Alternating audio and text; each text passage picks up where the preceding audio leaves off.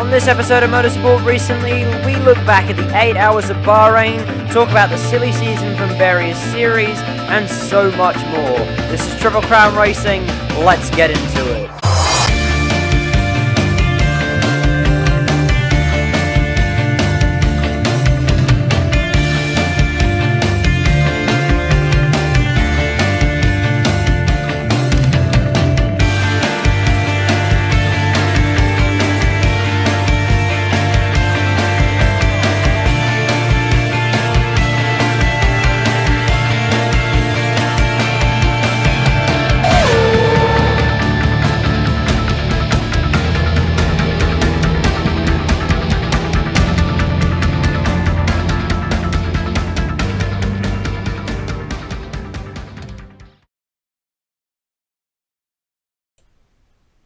Hello everybody and welcome along to Motorsport recently. My name is Jack McKenzie and joining me on the mic today is the wonderful Chris Whitfield and Caitlin Penny commentary. Now I do apologize if you were watching just before the intro rolled.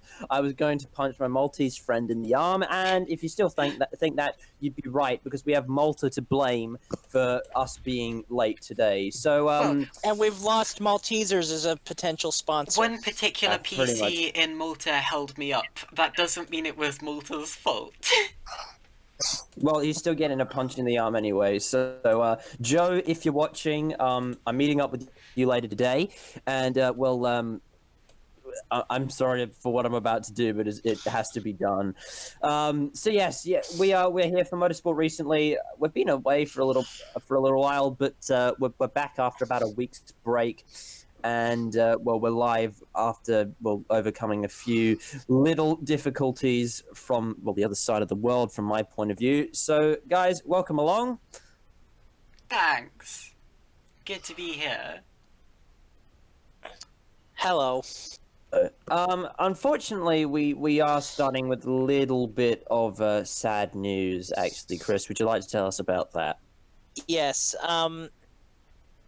NASCAR's lost one of its original car owners, as legendary car owner Junior Johnson has passed away. Yesterday, in fact.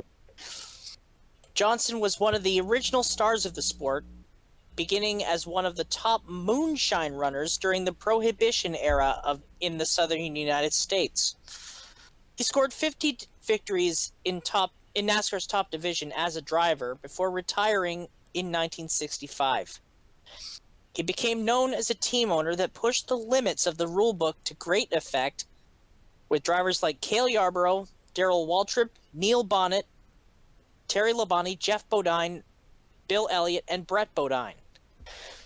His strategy and keen sense of exploiting the loopholes in the rulebook led to 6 Cup Series championships, those being with Cale Yarborough in 76, 77, and 78, and 3 for Darrell Waltrip in 1981, 82, and 85. Among his most classic cases of loophole exploitation came at Charlotte in 1985, where, during the inaugural running of the Winston All-Star race, Waltrip won the race on an engine that was designed for exactly 100 miles, blowing up on the cool-down lap in turn 1 after taking the checkered flag. Junior sold his race team to Brett Bodine in 1996 and retired to his home near North Wilkesboro, North Carolina. Junior Johnson, the man who knew the limits of the rules and more often than not exceeded them, was 88 years old. He will be missed. Yeah, it's tragic losing someone as important as Junior Johnson. I must say, though, he has lived an incredible life in living to 88 after, he's gone through various periods in NASCAR and he's been instrumental for the sport, so he'll certainly be missed. One thing I learned on Racing Reference, there's apparently a story that he was actually banned for a couple of races in 1991. So his wife actually took the ownership of the car,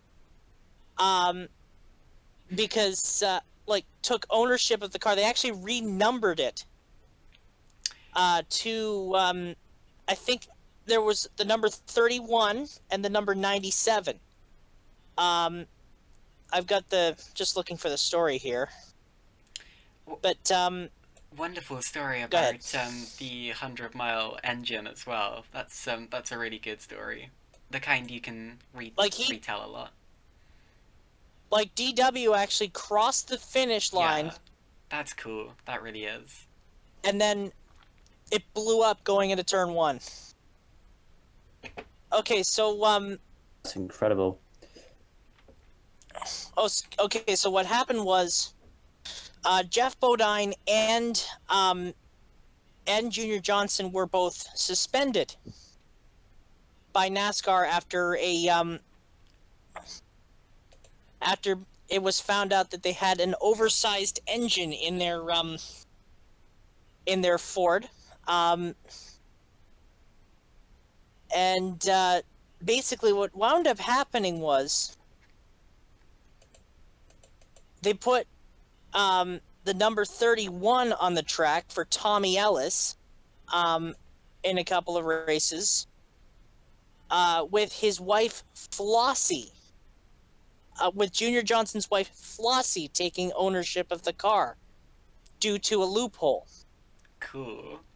It says here through the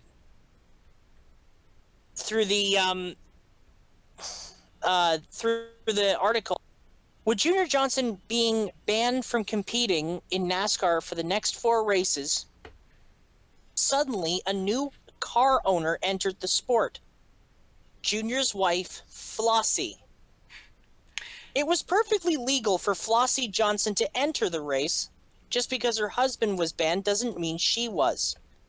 Even if Flossie's equipment was the same as Junior's, that was okay too. The Budweiser cars were renumbered from 11 to 31. Then they were changed again to number 97. That is a sneaky loophole, but exactly the kind of thing I can imagine a car owner like him doing. But, anyway. Tommy Ellis finished 16th in the Coke 600, and then 21st at Dover a week later. Jeff Bodine returned at Sonoma and ran the next 2 races for Flossie before Junior was allowed to return. Can you imagine? Can you imagine the outrage if they'd won or something? I think they did. Oh, wow. I'm not sure though. Oh my goodness. Anyway, in the YouTube chat, we've got Spark Destroyer. He's paying his respects to Junior Johnson. We should also say thank you very much to Spark Destroyer for coming along to this episode. He's made a big effort to come to this episode. He's gotten up early. Obviously, he's in Western Australia too, and there's a 3-hour time difference between where I am and where he is. So that's quite a big effort for him to join us for this episode today, and I can't thank him enough for joining today. And I think with that, rest in peace to Junior Johnson. This episode is dedicated to you, and with that, we should get into our first segment of the day. It is, of course, time for our Red Line headlines. Oh no! Am I not surprised? Yeah. Jingles. They would help, wouldn't they? Okay, music. Oh no. They would. Sorry. It's alright. I've been driving in my car, listening to Jeremy Clarkson. I suppose it wouldn't be an episode of Motorsport recently if I didn't forget at least one jingle. Right, here we go. Everyone, quiet. Shh. Here we go. It's coming. Any second now. Here it comes. Red Line headlines. Red line. You know you wanna.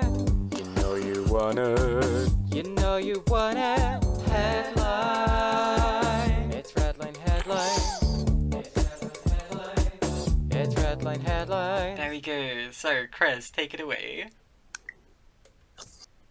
Okie dokie, and there's only one really Red Line headline this week, and it's the WEC race at Bahrain.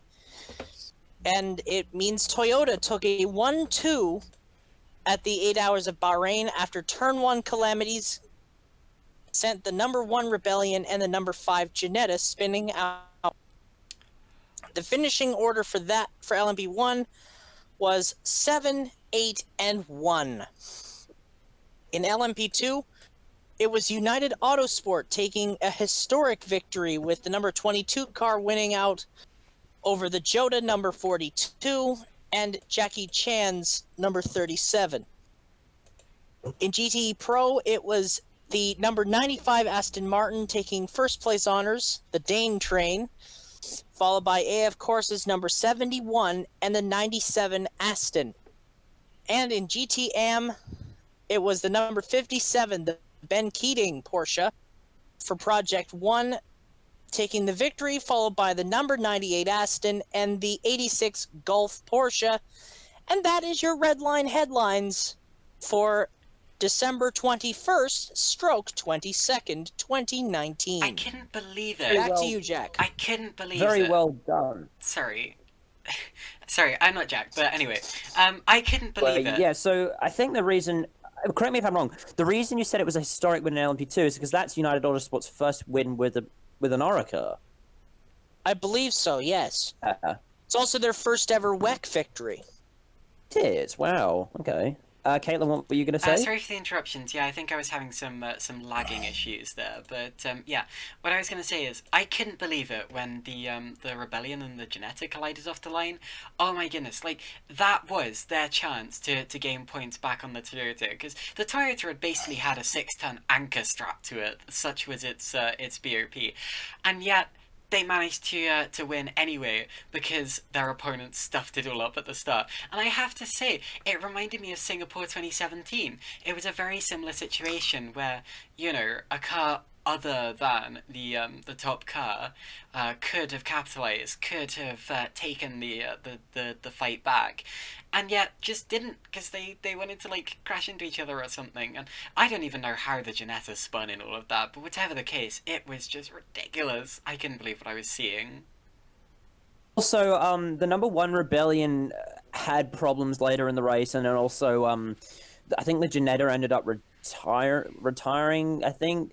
But Both of them did. Because the DNF. But the thing is, though, look, I think in turn 1, one of them should have yielded for sure, because, look, it's a long race. It's 8 hours. Like, it is an 8-hour race. I think it might be the first... Is it the first 8-hour race, or if we already had one? I can't remember. I believe this is the first one. First 8-hour race. So...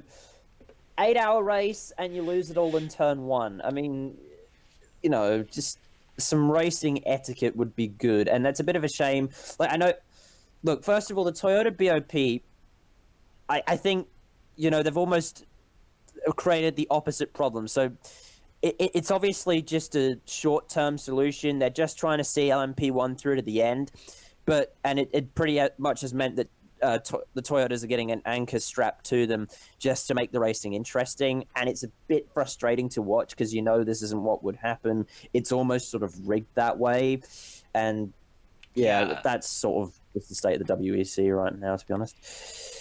But we've only got to see it out. Was this the last season of LMP1? Have we got one more to go? I believe this is the last season of LMP1. Then the whatever it's called this week.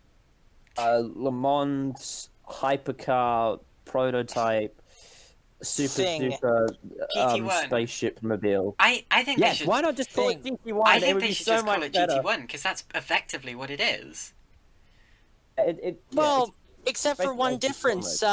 Except for one difference. The ACO will still bungle it up. The thing is, though, I reckon. I reckon if if GT1 had continued how it would have continued, this is probably what would have happened to GT1 anyway. So it would have just become this formula. So why not just call it GT1 instead of calling it, you know, whatever else? So we've talked a little bit about LMP1 and LMP2. GTE Pro, from what I could tell from the highlights, because the WEC, they take too long to upload the races, so I don't really end up watching it. 95, like, action was obviously good in GTE Pro because GTE Pro is fantastic, and Aston Martin won out, which Spark Destroyer, as mentioned in chat, he's very, very happy about. So yes, Aston Martin taking another victory with the 95 Aston Martin. And I would say that Aston Martin, since they brought in the new Vantage, they have come so far with that car. I remember when it first raced, it was so slow, and now it's pretty much a regular contender for race wins. Yeah, And you've pretty much said what I was going to say already about the Aston Martin and the Toyota BOP and all of that. It's hard to follow the WEC and really get interested in it these days. I hope the hypercar regulations will be good. Again, I feel like they're going to be good at first and then probably die after a couple of seasons. But like, as is the pattern. let's just enjoy it while it works, if it works. Yeah, well, and in GT Am, it was the well, we've already said this, the number 86. Well, no, so the 57. Project One Porsche, followed by an I'd say Aston 86 Golf Porsche. I don't think there's really that much to say about GT Am, to be honest, because I don't think we see it enough, to be honest. Well, yeah. But Ben Keating. Getting the victory with his two guys, and unlike at Le Mans, he'll get to keep this one. So that's always fun. Obviously, not harboring any animosity towards the ACO over what happened at Le Mans and GTM. Rules are rules, Chris. Rules are rules. I know, but this time he'll actually get to keep the win. Fair which enough. Which is really good. And can I just say, Ben Keating, have you seen their team's driver suits? I haven't. Sorry. They're tuxes. Oh, nice. Are they actually? That's brilliant. They actually he's actually fashioned them into tuxedos. So it's like what Aston Martin did at the British Grand Prix. I think it was this year with the James Bond sponsorship. Or adding to that as well, when the Bentley won Le Mans, they actually went out in the old. They were decked out in the old drivers' uniforms. Like from the 1920s and 30s. The Bentley boys. That's fantastic. The Bentley boys. The old white jumper, and they even had the little leather helmet and goggles. I got a taste of what it would be like to be one of the Bentley boys during the week as I was participating in the ASRA Bathurst Challenge on Forza 7. It wasn't as bad as I thought it was going to be, but yes, I was driving the Bentley, and I did it in a livery that was akin to Marcus Ambrose's Xbox helmet, which is actually just to my left on one of the shelves. So anyway, that's what I was doing during the week. I was driving a Bentley. Did you drive with Marcus Ambrose's helmet on? Oh, no, they don't have it in Forza 7, which is kind of unfortunate. I was driving with a 50th anniversary race suit, because that's one of the race suits you can get in the game. But anyway, that's not important. WEC happened, but well, we almost forgot about it. That's why we said on the last episode that'd be the last red line headlines of the year, because we completely forgot the WEC still existed. And I think with that we should probably move on to our feature stories, and we start with Formula One. And no, unlike midweek motorsports on Radio Show Limited, nobody's going to scream hooray unless somebody wants to. Hooray! Pick that name up. Sale of the century. Goodness. And yes, Caitlin, would you like to tell us about what's been going on in Formula One? Sure. So, Ferrari have announced that they're going to be revealing their 2020 F1 car on the 11th of February. Ferrari are expected to be the first team to reveal their F1 competitor for the coming season. Not really much to say about that, I suppose. Just good luck to them, and let's hope they don't mess up as much as they have done in the past couple of seasons. Anyway, Well, Binotto is still employed, so sure. I'm sure they will screw up. I don't know. The thing is- They're just such an arrogant team. I've always thought that about Ferrari. They're just so full of themselves that they can't learn from their mistakes. But anyway, I think they need to bring Eddie Irvine back because, oh my goodness. well, he was a party and a half. Sure. Yeah, so probably things that we'll expect from the car launch is A car?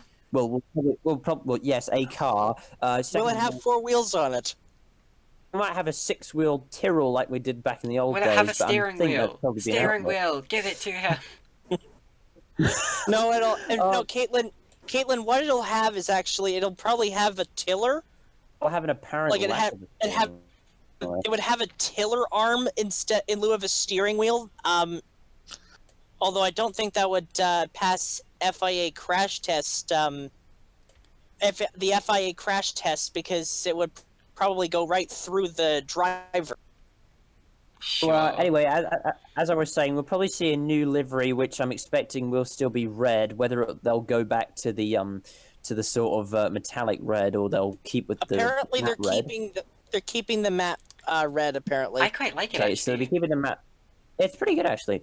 And then we'll also probably get a sort of taster of what the 2020 cars are going to look like, but something tells me they won't be that much different to this year, because I don't think there are going to be too many changes to the technical regs for this year, if I'm not mistaken. Sorry, this coming season. Fair enough. I think the new Ferrari will probably look good at the side of the road. The Ferrari's been great. The Ferraris are... I will give them that. I don't think they had too many... I don't think Yeah, I Ferrari really had remember- any breakdowns this season. Well, in Vettel had a 2019. couple of breakdowns. I remember there was one race where he broke down, and then also broke down and went, bring back the flippin' V12s or whatever. Oh, that was at Russia. Yeah, Yeah. okay. Really, really stupid things to say since the V12s broke down far more than the hybrids. But anyway, Well, that's just Vettel having a breakdown. Whatever the case, Lewis Hamilton. Sorry. No What were you worries. gonna I don't think that the sort of I don't think historical accuracy was what was going through Vettel's mind when he broke down at the Russian Grand Prix. No. But Still very No, childish. anyway. I always find Vettel a bit childish. Whatever the case, Lewis Hamilton and Valentino Rossi have swapped car and bike during the week at the Valencia circuit. Not the street circuit, but the proper built, of course, motorbike the road thing. course. Yeah. Whatever. In an event organised by Monster Energy, Lewis Hamilton had the opportunity to ride Valentino Rossi's Yamaha YZR11 that he rode in the MotoGP season finale. Rossi, on the other hand, drove Lewis's championship-winning W08. Interestingly, Rossi was able to set a time only 1.5 seconds slower than Lewis Hamilton in the same car, while Hamilton was only 4 seconds slower than Rossi on the bike. Also, an add-on to that story is the next weekend, which was the weekend that's just gone. Valentino Rossi was able to drive a Ferrari GT3 car in the Golf 12 Hours, and he won it. Really? hey, he won his class. Is that his first He won race his win on class, 4 didn't he? wheels? Yep, that is his first win on 4 wheels. Oh, well, congratulations on it. So the Golf 12 Hours, that's the one at Abu Dhabi? Indeed, yeah, yes, Marina. Yes. Yeah, okay. Basically, the two sort of one- 6-hour races that have LMP3 and GT3, GT4 cars. Oh, we could have had that in Redline headlines, but I don't think did any of us actually watch that? No, I did not.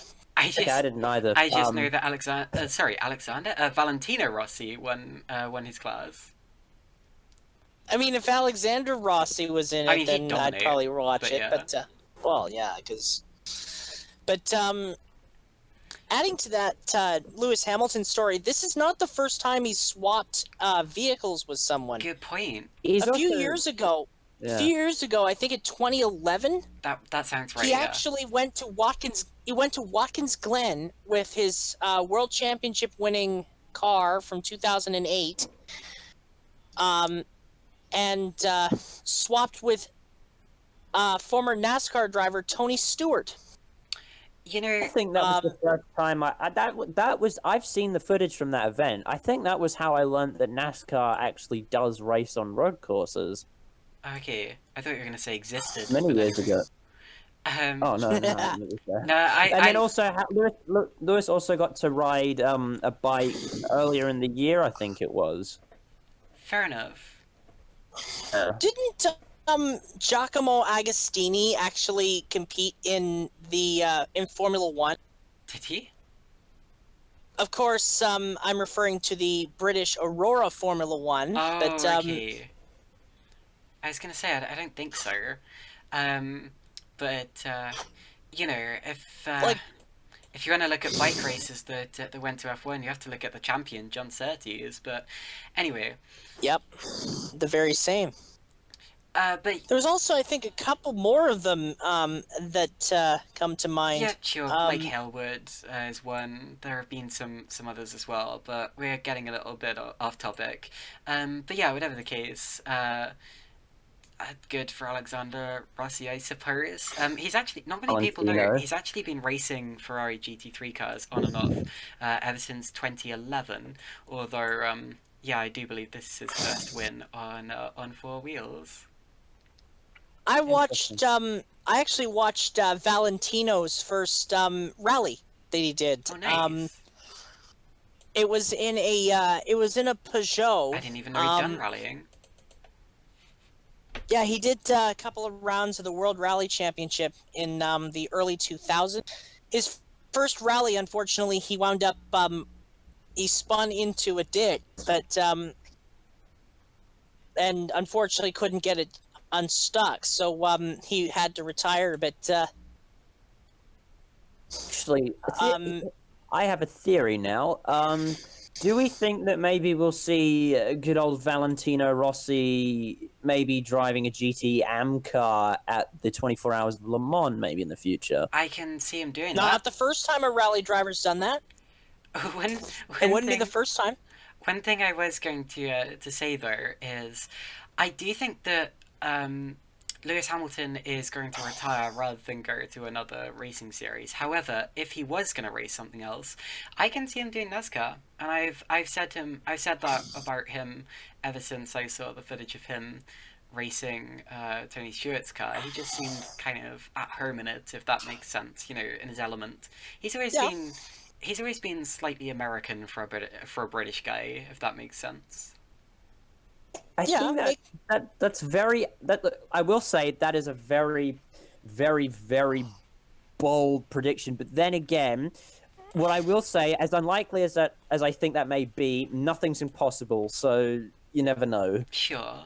And by the way, Rossi has 3 WRC starts, with a best finish of 11th at the Rally New Zealand in 2006, driving a Subaru. His starts were the 2002 Wales Rally GB, the 2006 New Zealand Rally, where he finished 11th, and the Rally GB in 2008. He drove a Ford in that, and finished 12th. Not bad. Nice. Okay. Okay. So, let's be honest. Formula One news in the off season, unless there's driver transfer news, really isn't that interesting.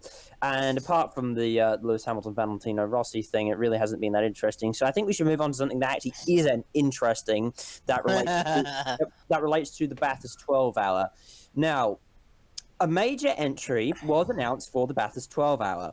Our Motorsport has confirmed that Jake Dennis, Scott Dixon, and Rick Kelly will be taking to the mountain in early 2020 in a Castrol liveried, which looks very good, by the way, Aston Martin Vantage. Jake Dennis is returning to the team, now running with 76 for this year for the race. Dennis was, of course, part of the number 62 lineup that competed in this year's edition of the race that was famously overtaken with mere minutes left in the race to go by the Earl Bamber Motorsport Porsche. However, Dennis is most certainly competitive with the team in both the Blancpain Endurance Cup and DTM. Scott Dixon is, of course, a 5-time IndyCar champion and an experienced endurance driver with 2 overall, wins at the Rolex 24 and a class podium at the 24 Hours of Le Mans.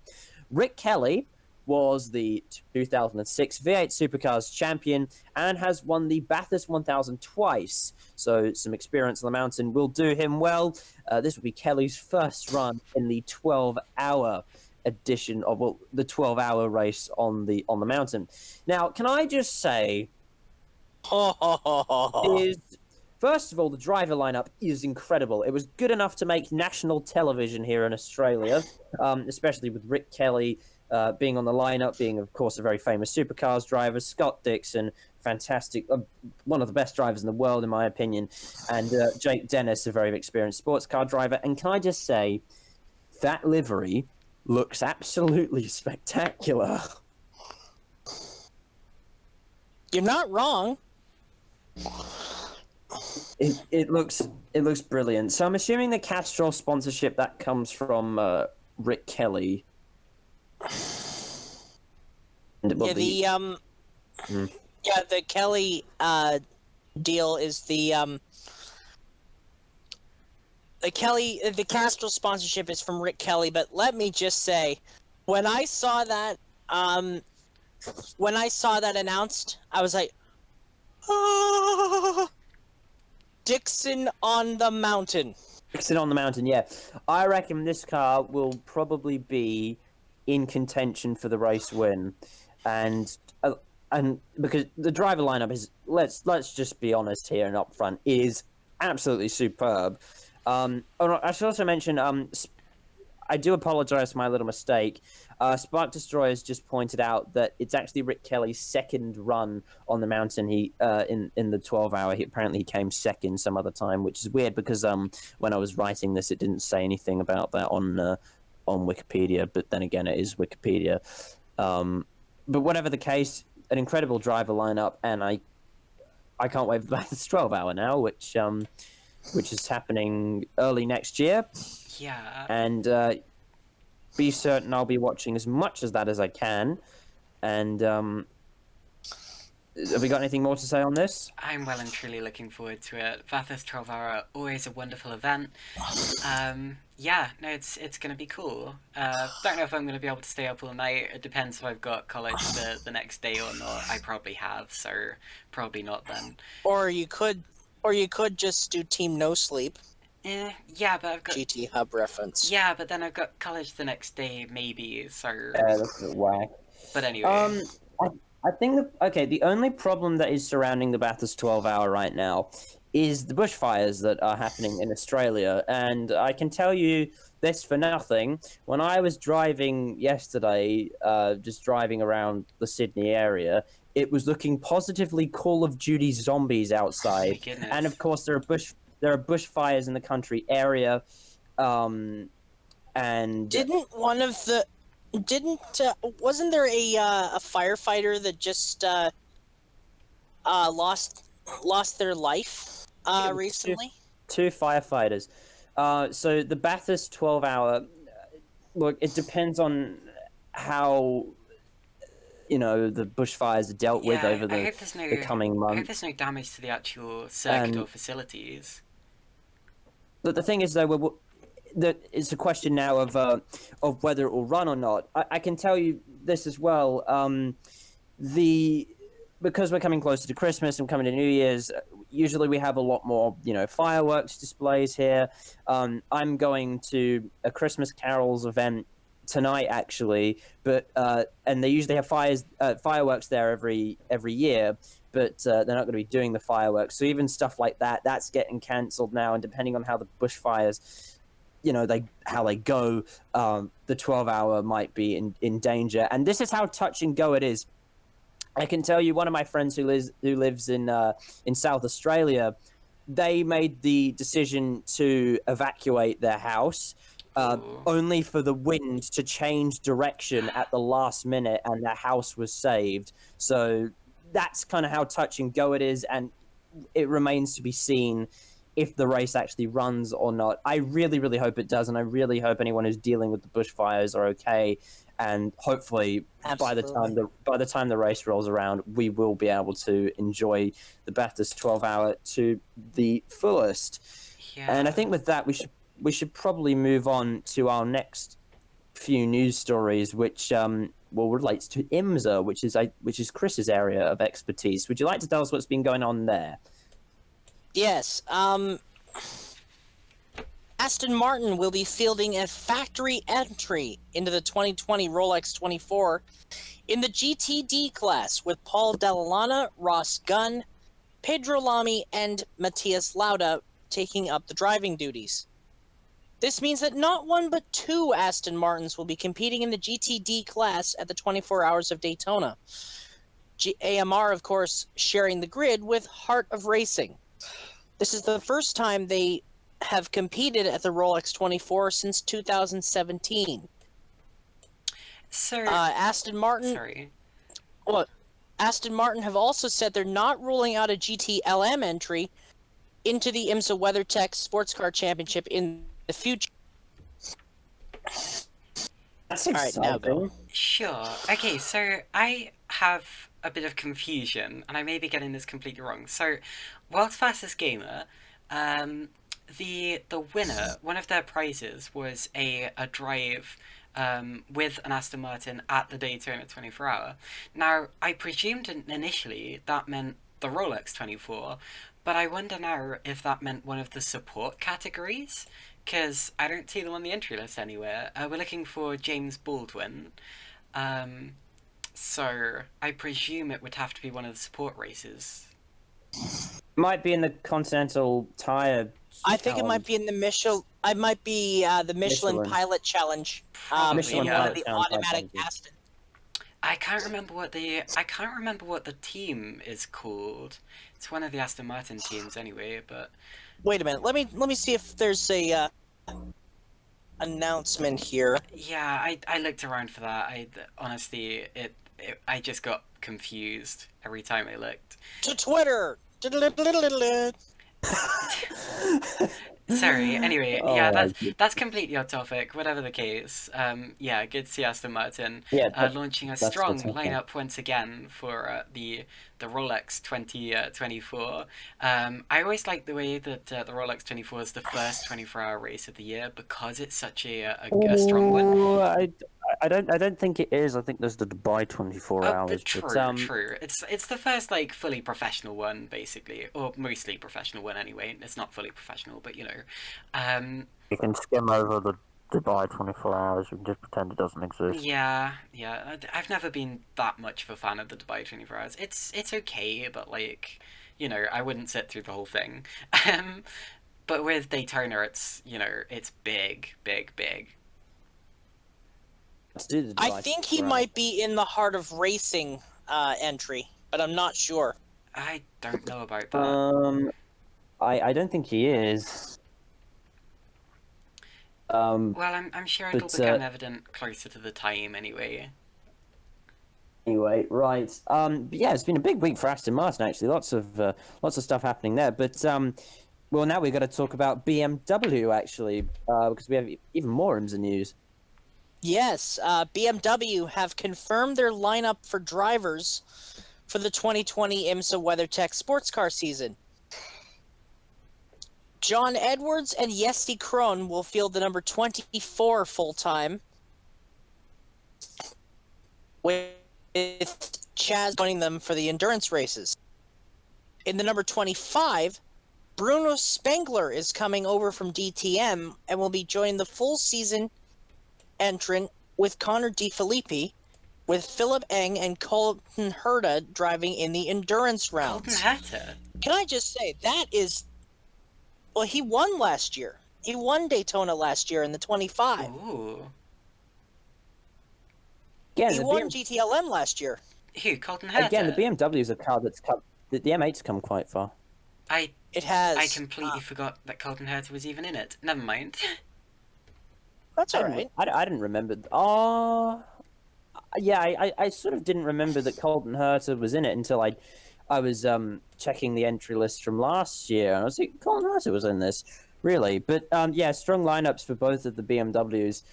It's good to see Chaz Mostert back in a sports car. Actually, it looks like Walkinshaw Andretti United are also letting him do some races with BMW. And Well, that keep in mind question. that Chaz is actually a factory BMW driver. Actually, that's something we haven't really talked about too much. I mean, I did touch on it a little bit in the supercars video I made recently. There's talk of BMW entering the Virgin Australia Supercars Championship with Walkinshaw Andretti United, and that would, of course, mean that Chaz Mostert would get to drive maybe an M4 or an M3 in the championship. But we're not really talking about supercars at the moment. We're talking about IMSA, and that's cool that BMW have their lineups confirmed. And well, if we move away from GT racing for a little bit, there's some news in the JDC Miller Motorsport stable. Yes, I was also just working on another story. The number 85 has got a driver lineup. Matthias Leist is leaving IndyCar in favor of a full-time ride in the number 85 JDC Miller Motorsport Cadillac DPI. He will be joined by Chris Miller and Juan Pietrahita. Leist has spent the last 2 seasons in IndyCar with AJ Foyt, but unfortunately his results have been rather lackluster. Come on now. A bit. Leist isn't the only IndyCar driver to drop out of the sport in favor of a full IMSA run in recent times.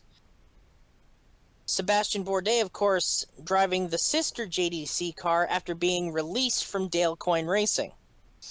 Elio Castroneves also retired from IndyCar and ended up racing on the Acura Team Penske lineup along with Juan Pablo Montoya. Matthias Leist is 21 years old, although he doesn't look it, and has spent the vast majority of his career in single-seaters and therefore has no sports car racing experience. This means his first endurance racing experience will be the Rolex 24. However, Leist seems happy to be there. Quote, "To be honest, I could not be happier to join Cadillac and JDC Miller Motorsport in the IMSA WeatherTech Championship for 2020, said Leist.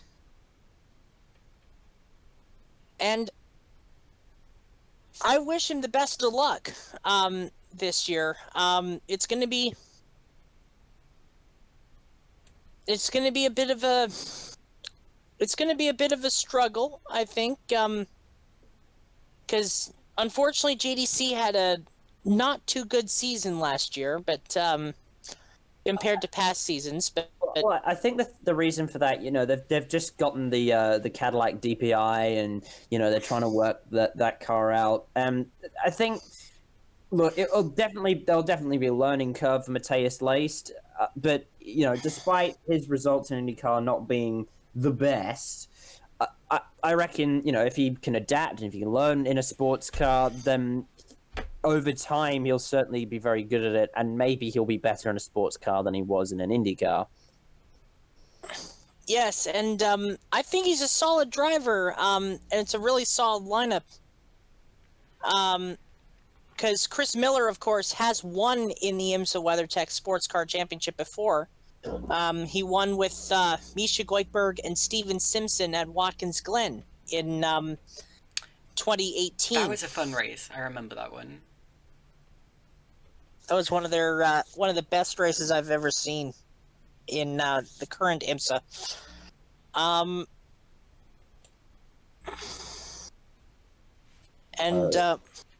Yeah, it's gonna be a really interesting season in 2020 for them. And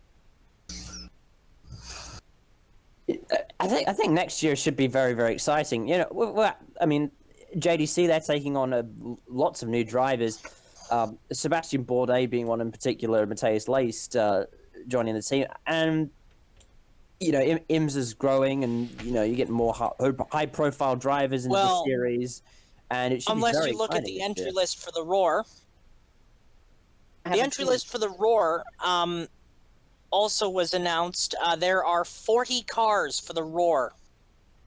And of course, being that it's the Roar before the 24, it's mandatory that you have to have a car.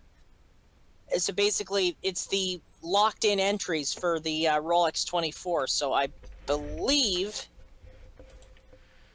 we're going to have a very short grid. We're going to have a very short grid at Daytona. And I don't like that. What was it this year? I think it was 46. There were 4 cars short, but I think so. If we had 46 at this year's Rolex 24, I think a lot of the new cars that are coming in, while there are less of them at the Rolex 24, more of those cars are full-time entrants. For instance, the rumored Dyson car that's like the rumored Dyson entry is going to be come to probably hoover up the joining at competition. Sebring. Not that Dyson. Sure.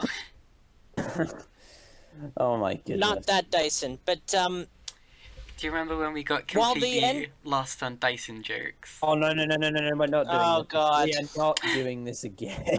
Fair enough, sorry, I'm interrupting a lot It's today. Throwback Thursday. Carry on. Saturday. Oh no. Yeah, the entry list, by the way, comprises of 40 cars, 8 DPIs, 7 LMP2s, 7 GTLM, and 18 GTD cars.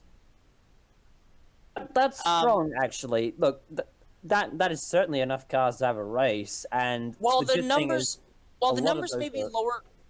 Well, while the numbers may be lower than than previous years, I think the lowest that we've ever had at Daytona was 44 in 2003. You can't mistake quality for that. it's quality over quantity, and not also, as we said before, more of those cars are full time. And of course, we've discussed this already. We're getting factory Aston Martin entrants into GTD. We're getting, I think, more LMP2 teams coming across from Europe to race. And it should be pretty exciting. I actually can't wait for the race next year. And we're not done with IMSA news, because there's even more. Yes.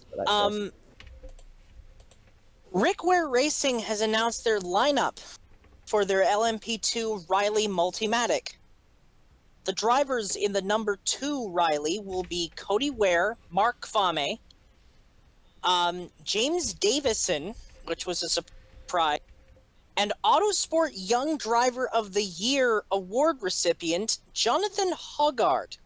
Oh wow, Jonathan. The car is sponsored by Jacob Technologies, Pods, and Whelan, which is on the car because of the Whelan Sunoco Young Driver Challenge won by Hoggard.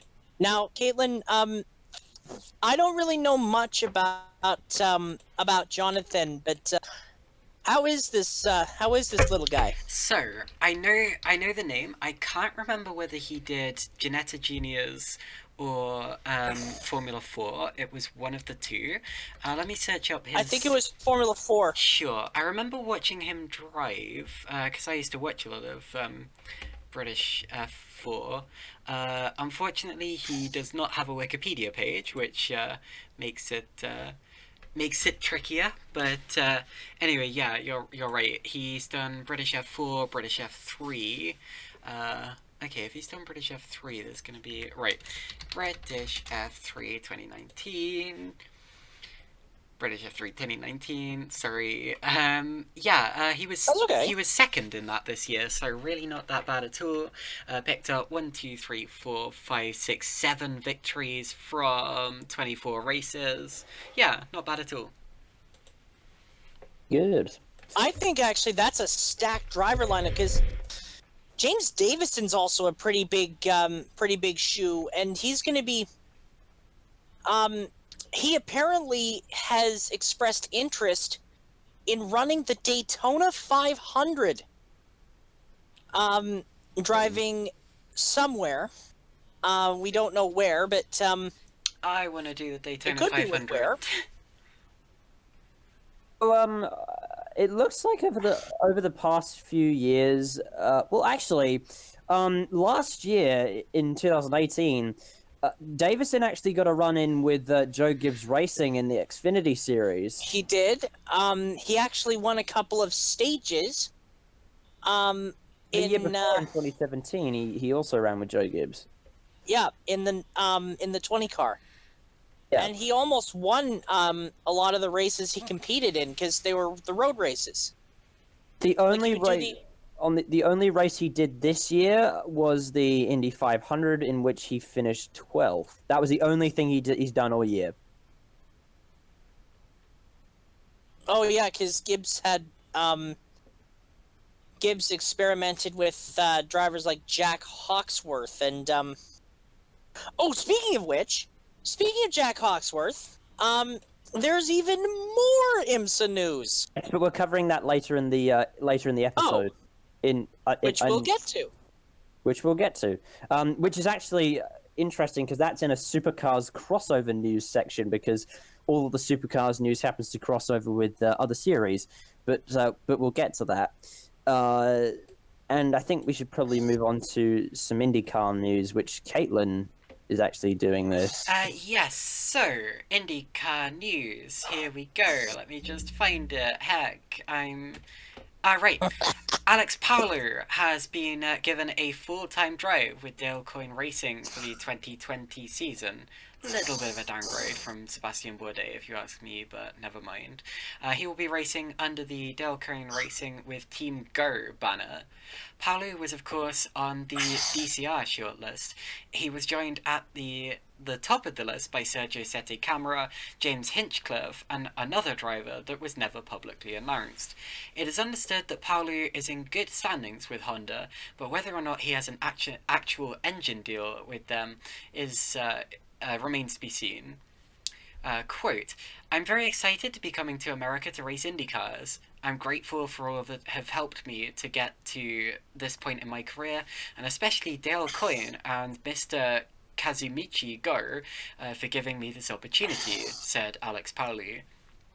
However, the following announcement that Paolo would be racing in IndyCar with the team, Team Go have pulled out of the 2020 Super GT season. Uncompetitive results with the team's McLaren 720S GT3 have prompted the exit.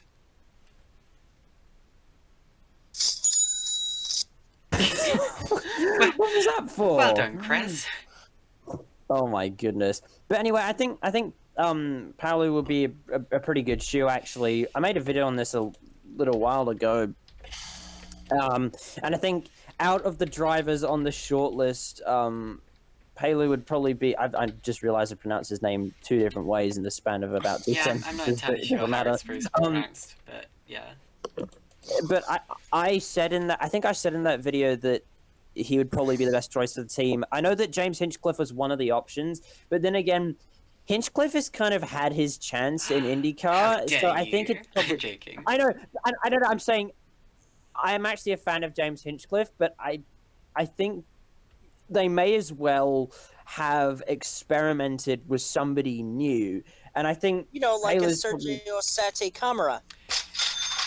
Yeah, no, I must say, Sergio Sette Camara is much better than Alex Paolo, so I think Well, Sette Camara, I think Sette Camara's going to go to Carlin because, yeah, let's face it, Carlin needs a little bit more money, and he has it.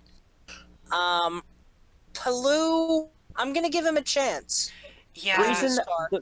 The reason they chose Palou is because he's in good standing with Honda, and the reason that Sebastian Bourdais was dropped is because there were issues around the whole situation with Honda and the engine deal and what have you. And Sette Camara, whether or not he's a better driver, that remains to be seen. Obviously, an IndyCar, but the thing is, he didn't come with he wasn't going to come with any Honda money, so that's Well, why. Yeah. Palou's also been very impressive in Super Formula this season, and I think he's done okay in Super Formula. He won a race. He won Fuji this season. However, his other results have been average. If that makes sense. Well, he finished fourth in the championship, and Third pretty in the much the only championship, reason but he still. finished fourth and not higher than that is because he DNF'd in one of the races. Yeah, third in the championship, but still. Third in the championship. So yeah, the reason he didn't finish higher than that is because of I'm assuming down to car trouble. Yeah, but still, and his previous single seater results have not been. You see, I've been following Palou's his career for a long time, and I've never been particularly impressed by him. Sete Camera, from time to time, I have been impressed by him, and yeah, they both have a lot of money to them, but I maintain that Sete Camera is a much better driver than Palou. He won the feature race at Abu Dhabi. Yes, Sete Camera did. Yeah, he did. He won in Formula 2. I think Sete Camera is almost F1 level. Like, not quite, but almost. Almost there.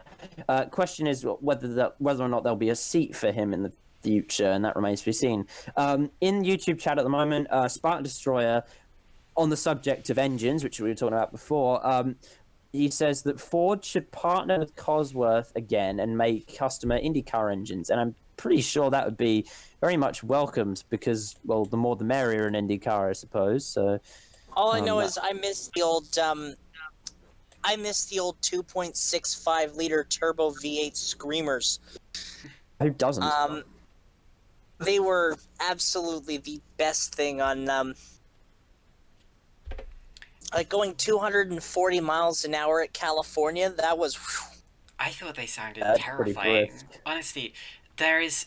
I know they sounded really menacing, and that was a good thing. There are only a few sounds on this earth that properly instill fear into me, and the sound of an early 2000s, late 1990s kart engine, or champ car engine, I suppose, unless I'm getting that completely wrong, that scares me. Anyway, yeah, so, well, I mean, we've gone a little bit off topic, but yes, I reckon Palo's a good shoe for that seat. And if we don't, and the fact that Go is back, they raced in IndyCar before. Have they raced in IndyCar before? Okay. Like the fact that Go is actually part of it. I feel that's weird. I feel that's weird how that came about because it doesn't look like Palo actually had any connection to Go before this happened.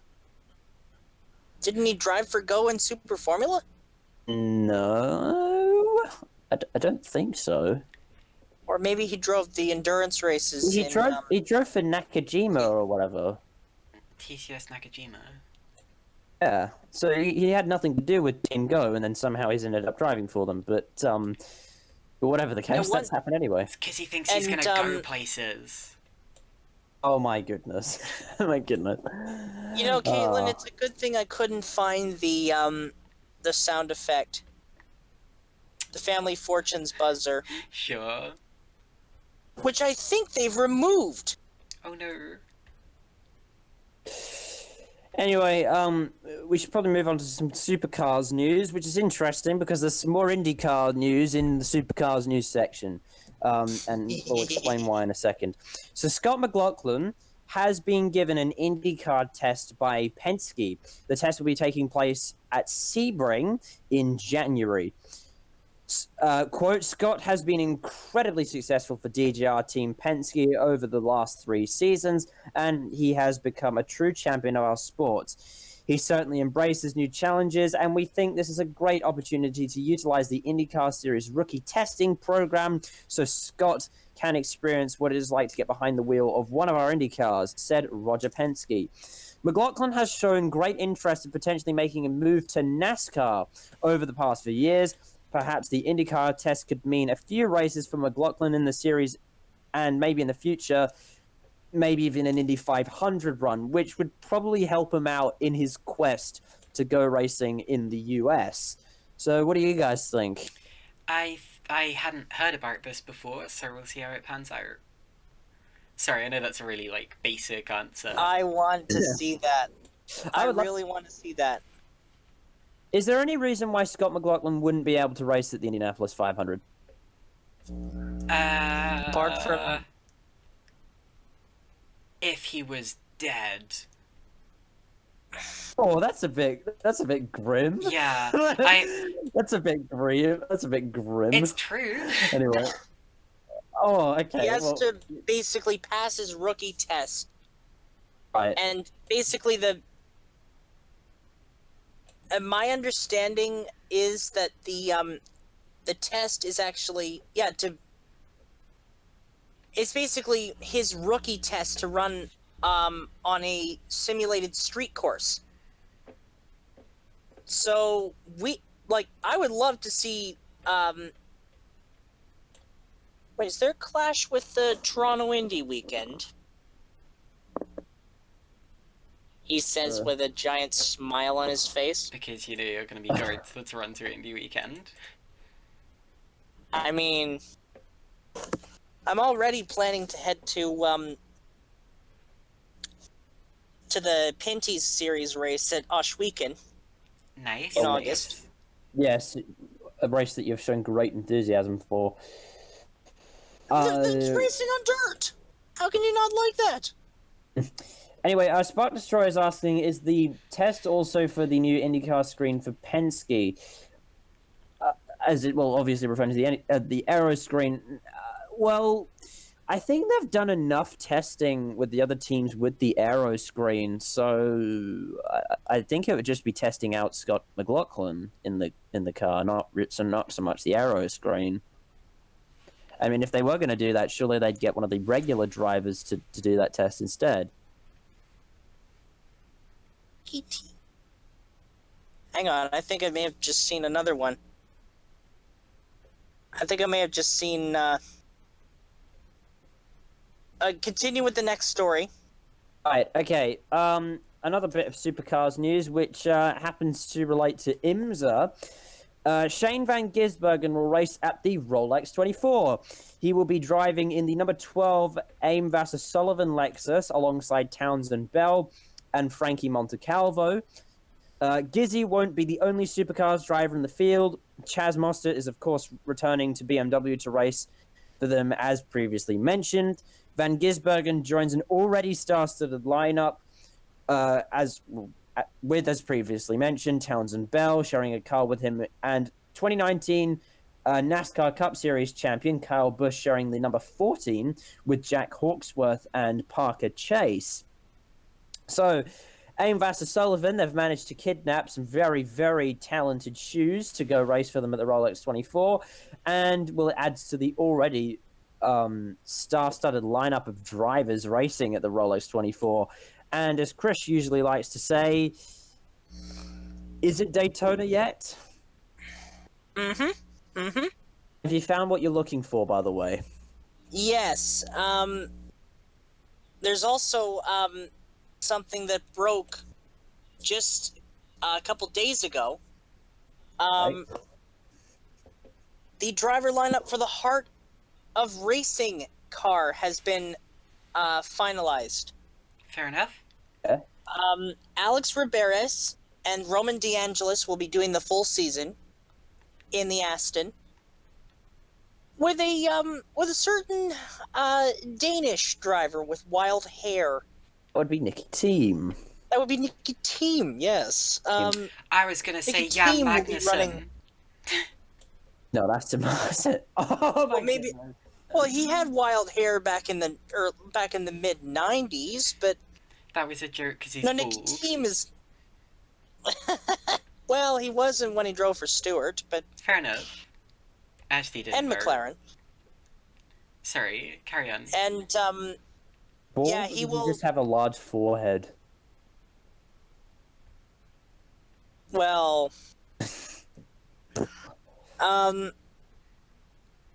yeah, it will be the number 23 Aston Martin Vantage GT3. with Riberas, DeAngelis, Ian James, and Nicky Team. Yeah, but no. So that is a stacked lineup. But no It's a James stacked Baldwin. He's going to be driving for R.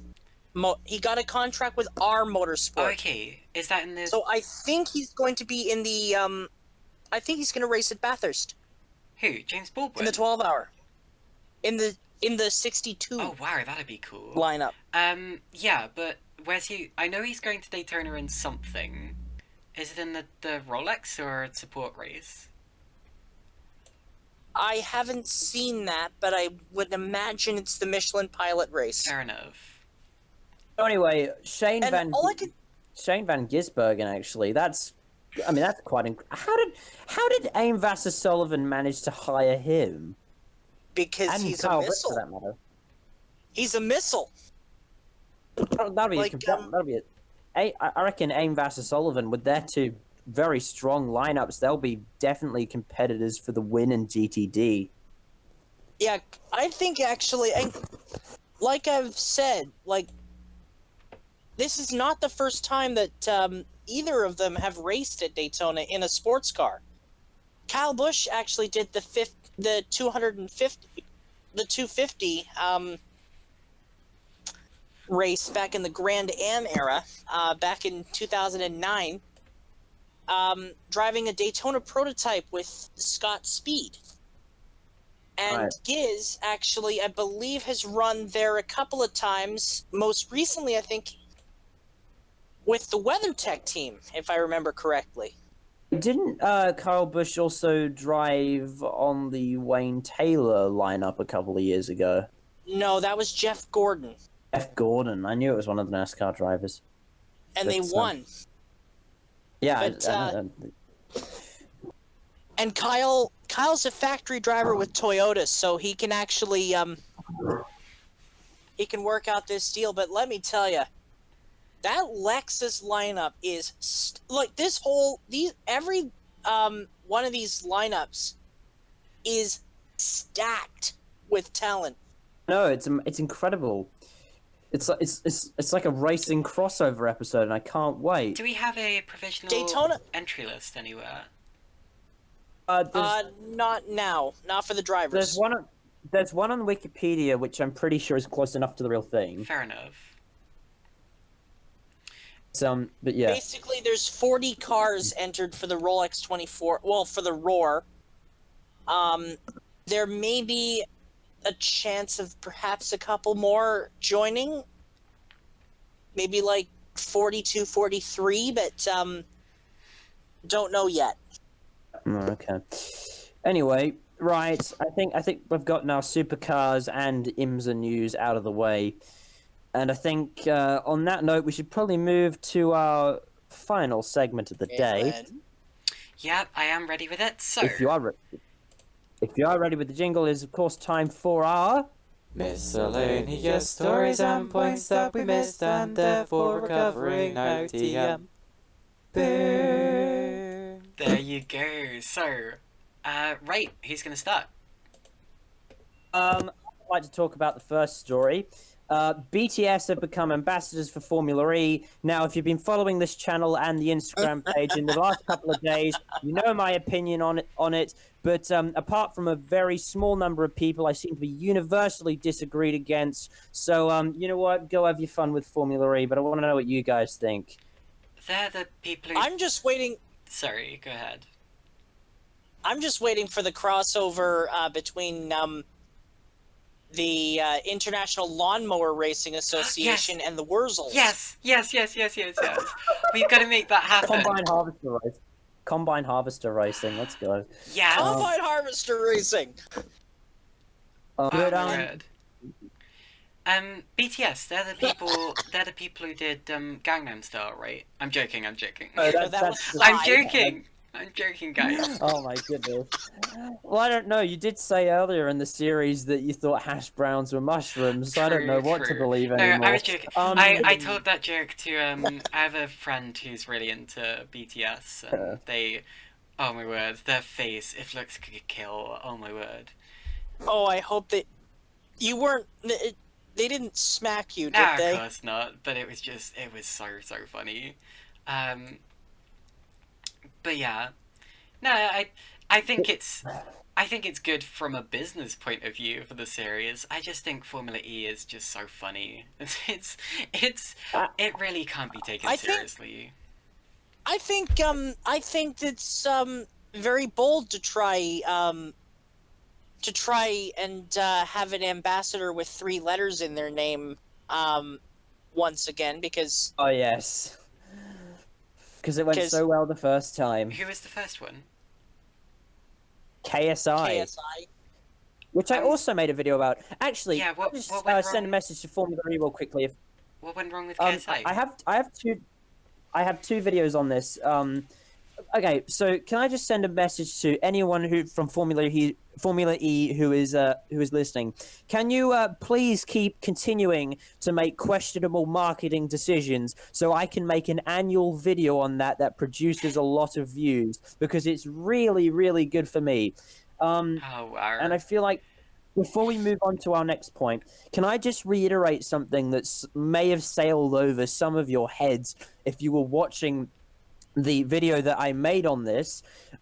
While Formula E may say it is about advocating for climate change, it's really not. It's about promoting their own Of brand. course. It's not them being good people. It's just them trying to sell race tickets and trying to get people to watch on the telly boxes. It's not helping anyone. It's for the purpose of printing money. And if well, they've obviously seen BTS as the best way to do it. I think I've said enough about this. There's a video about it. I've made a meme about it, made a post about it. You know my opinion. Can we move on? Sure. What went wrong with KSI I though? have a I want to feeling you're a know. bit passionate about that. I want to know. KSI. So KSI last year they announced that KSI would become a sort of presenter for the show, and they had him doing. They had a segment with some of these internet personalities that they'd hired on their show, Street Racers. And luckily, it wasn't as bad as we thought it was going to be. We were told that KSI would be presenting Formula E, and we all thought back then, "Oh God, this is going to be horrendous." But luckily, the only thing it ever came to was him just sitting in a room with other YouTubers pretending to like Jean-Eric Vergne. But That's not too that's bad. that's not too bad, and it's kind of what I'm hoping will happen here. And, like, here's my thoughts. They've had KSI, they've had BTS. I think Formula E should perhaps have like should have perhaps MRS MRS MICKEYMOUS and E. Oh Next my up, goodness! SRO. No. Oh my goodness! No! No! No! No! Oh No! wait, wait. Go ahead. Stefan Rattel running Formula E? I'd actually allow it because he'd ruin it more. Maybe then Formula E would finally DIE. Oh wow! Let's HOPE. Can I have a P, please, Bob? That's 4 letters. You've goodness. ruined it.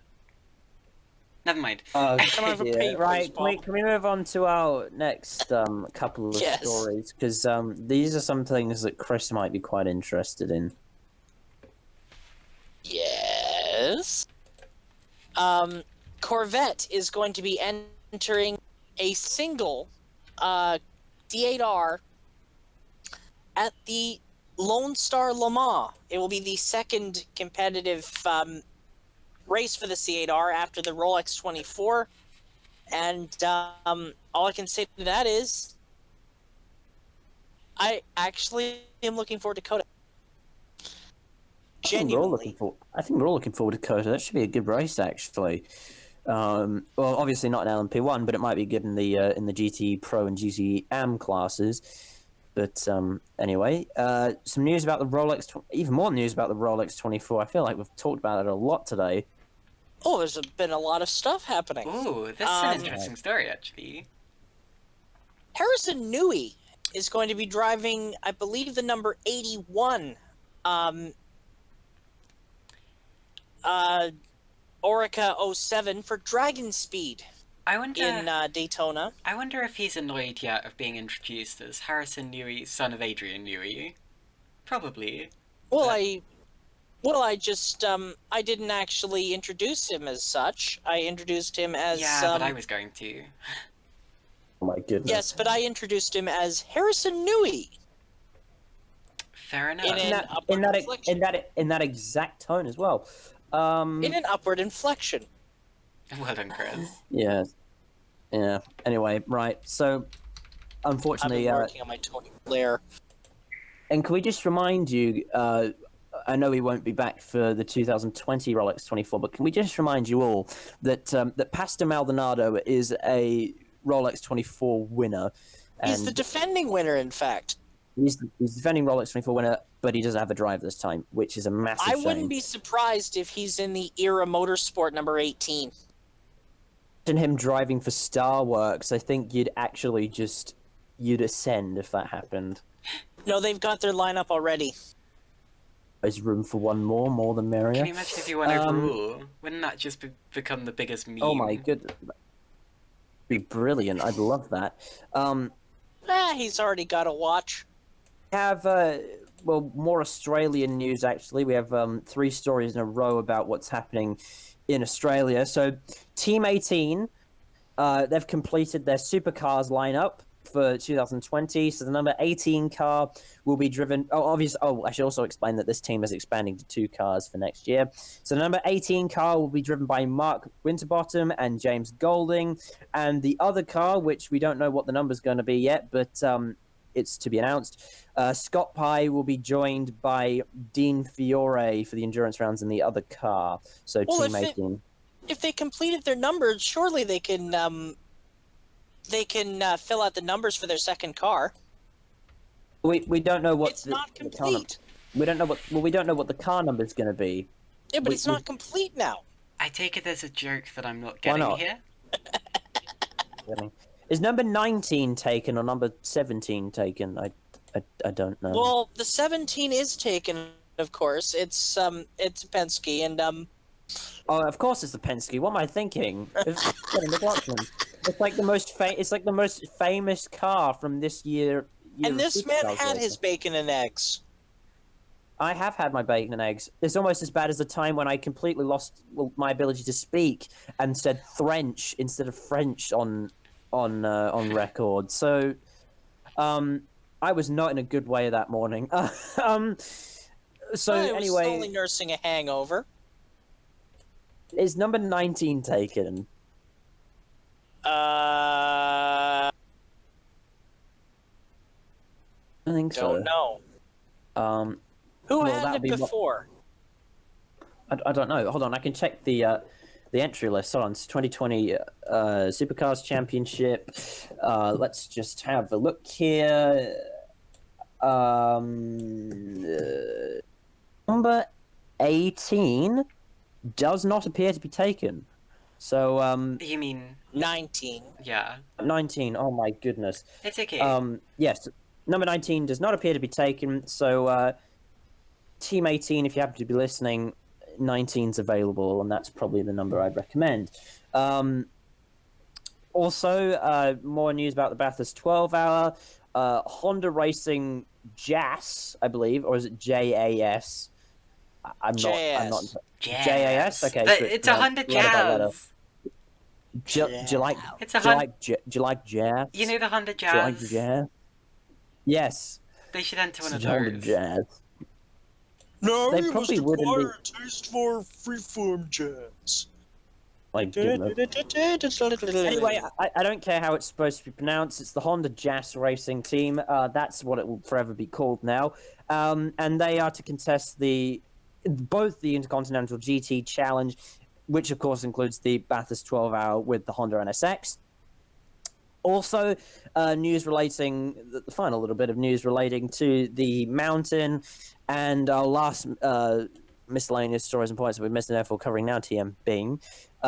Absolute Racing will be running Porsches 911 and 912 at the Bathurst 12-hour. The number, obviously, Absolute Racing, I believe they're based in Shanghai or somewhere else in China, but the number 911 car will be driven by Matt Campbell, who is now an official Porsche factory driver, Patrick Pilet and Matthew Jaminet, and the number 912 would be driven by Dirk Werner, Thomas Praining, and Matteo Cairoli, and those are the driver lineups for Isn't that those two cars.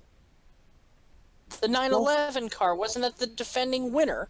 Yes, it is. But last year, well, this year actually, it was run by Old Bamba Motorsport, and now it's being run by Absolute Racing. So I would like some Earl is consistency. apparently going to be back though.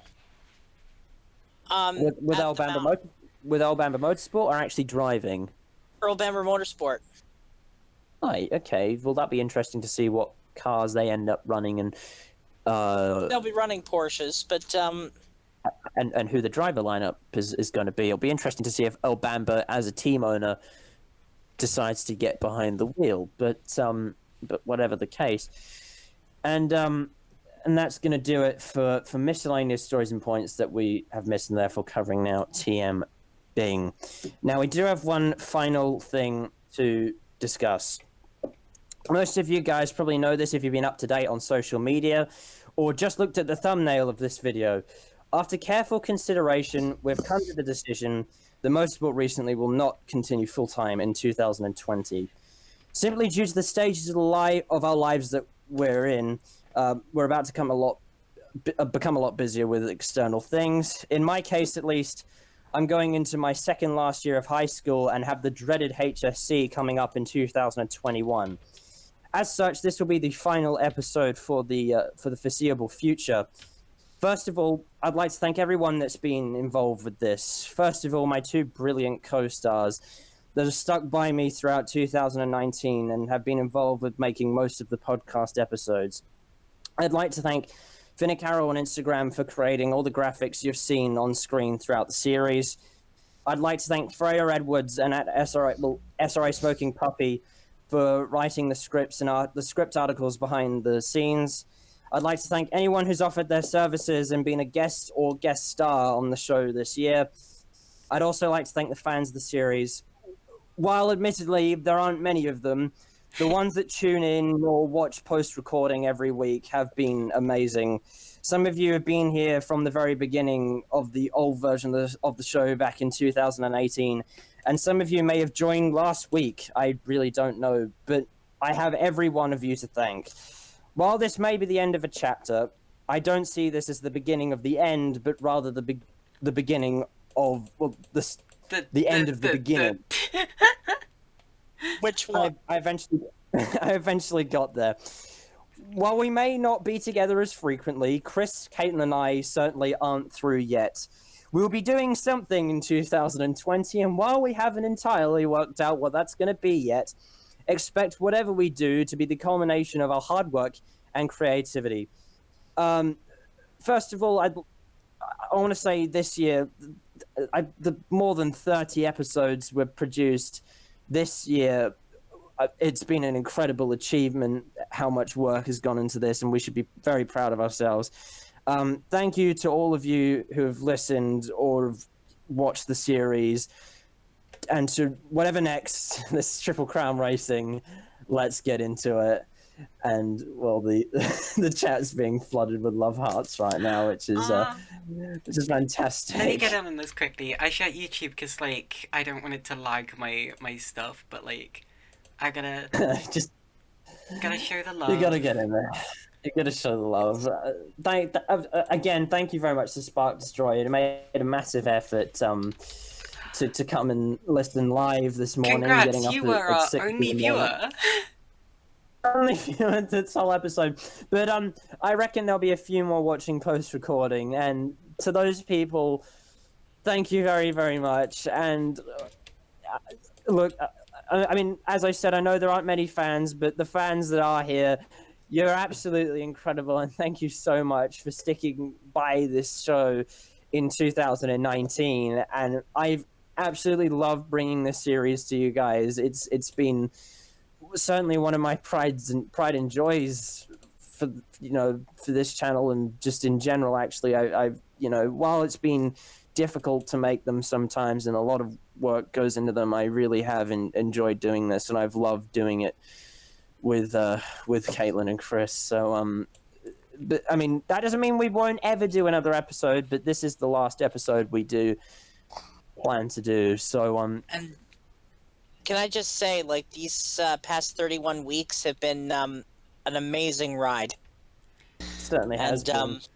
I'm just glad to have been a part of it. Yeah, Genuinely. me too. I mean, I know I did probably the least work out of the three of us on these broadcasts, because although I streamed it, I couldn't really commit to making the scripts or whatever, but I have still really enjoyed this so much. I barely even knew you two before this year. I don't think I did until about January or whatever. I think it was December, but whatever the case. You're We just met in December or something. yeah, no, you're just great people, and like I We I'm looking forward to we doing don't more Game Show Grand Prix. I'm looking forward to chatting with you in the GT Hub voice chats more, and like, yeah, just thanks. Spark Destroyer just reminding us that we're three legends on YouTube who never get as much who never get as much recognition as they deserve from Yeah, others. we deserve and at least 4 that's- viewers. I mean, yeah, we deserve 4. Spark, that's very kind of you. That's very It's very kind. kind of you. Now we don't know exactly, like, we're not 100% sure, what we'll be doing in 2020, but we have some ideas. We have a sort of rough idea of what we'll be doing, but we're open to suggestions. We'll consider, what you send us, but I'm sure we'll be working together in some form, and I can't wait for whatever next. It's the end of a chapter today, but I think it's the start of a new Who one. knows? Maybe we'll do like a Le Mans special. Or ooh. something. I would love to do a Le Mans. Oh, I'd love to do another Le Mans special. We've got to make 3 of those, so there's already been 2. We're gonna make a third one. We But- deserve 2K at minimum, says Spark. Deserve 2K at minimum. Yes, maybe one day we'll get 2K at minimum. But until that day comes, I think that's gonna do it from me. Well, it's gonna Jack's do it about from to us. cry, I think. I usually hold it together, and I think I'll probably be all right. But thank you so much for tuning in. I've been Jack Mackenzie, and joining me on the mic throughout the year has been the wonderful Chris Whitfield and Caitlin Penny commentary. Have a very Merry Christmas, or whatever other holiday you celebrate, and have a Happy New Year. And to whatever next, like, subscribe, and we'll see you in whatever else we're doing next year. And if we have credits, we'll see you later. Goodbye. Sure. Thank you guys. Merry Christmas. Ta-ta. Merry Christmas, Happy Holidays. Ta-ra.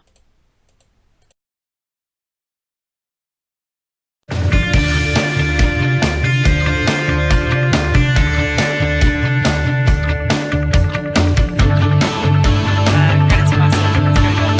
Okay. Thinking that I've spoiled your magic moment, Jack. I'm so sorry. It sounds like thank you